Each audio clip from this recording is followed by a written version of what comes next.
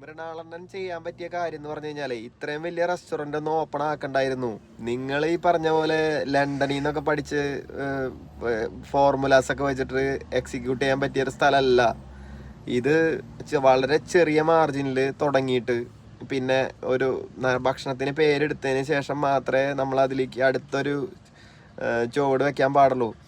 നിങ്ങളിപ്പോൾ ചെയ്തത് ഇരിക്കുന്നതിന് മുമ്പ് കാല് നീട്ടലാണ്. ആ കാല് നീട്ടാനായിട്ട് നിങ്ങൾക്ക് തോന്നാനുള്ള കാരണം ഒരു ബ്ലോഗറാണ്, നിങ്ങൾ ഭയങ്കര ഫേമസ് ആയി എന്ന് നിങ്ങൾക്ക് തന്നെ തോന്നി.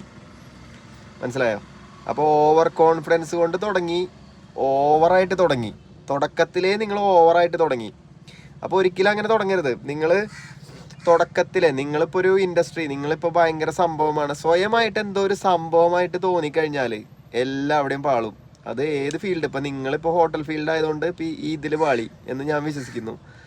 ഇപ്പോൾ ഏത് ഫീൽഡിലായാലും സ്വയമായിട്ട് സംഭവമാണെന്ന് ഒരിക്കലും തോന്നരുത്. തോന്നുന്ന പോയിന്റിൽ നിങ്ങൾ പാളി തുടങ്ങും.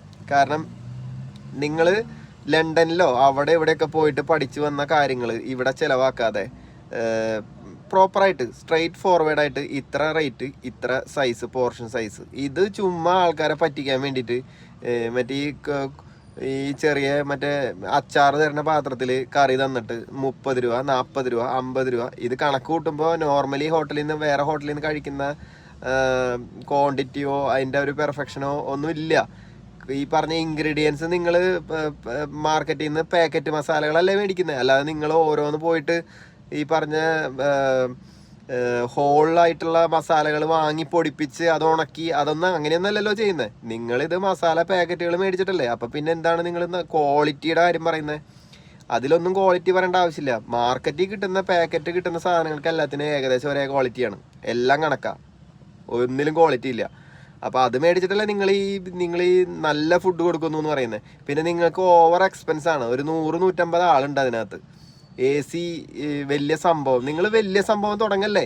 നിങ്ങൾ ചെറിയ സംഭവം തുടങ്ങിയിട്ട് നാട്ടുകാരോട് ഓപ്പണായിട്ട് കാര്യം പറയാം. നമ്മുടെ ഈ തൊട്ടടുത്ത് എടപ്പള്ളി തന്നെ കുറച്ചങ്ങോട്ട് നീങ്ങിയിട്ട് നമ്മുടെ ബിരിയാണി ഹൗസോ അങ്ങനെ ഇപ്പോൾ പുതിയ നമ്മുടെ സോഷ്യൽ മീഡിയ ത്രൂ വന്നേക്കുന്ന ഒരു പുള്ളി ഉണ്ടല്ലോ, ബിരിയാണി വിറ്റ് തുടങ്ങിയ ടീം. പുള്ളിയെ പോലെ ഓപ്പണായിട്ട് കാര്യം പറയാൻ, നോർമലി ആൾക്കാരെ പറ്റിക്കാത്ത രീതിയിലുള്ള സാധനം കൊടുക്കുക. അത് ചെയ്തു കഴിഞ്ഞാൽ നിങ്ങൾക്കും വിജയിക്കാം. നിങ്ങൾ തുടക്കത്തിലേ കാല് നീട്ടി വന്ന് സ്ഥലം കിട്ടുമ്പോഴേക്കും നിങ്ങൾ കാല് നീട്ടി ഇരുന്നു. അതാണ് പ്രശ്നമായത്.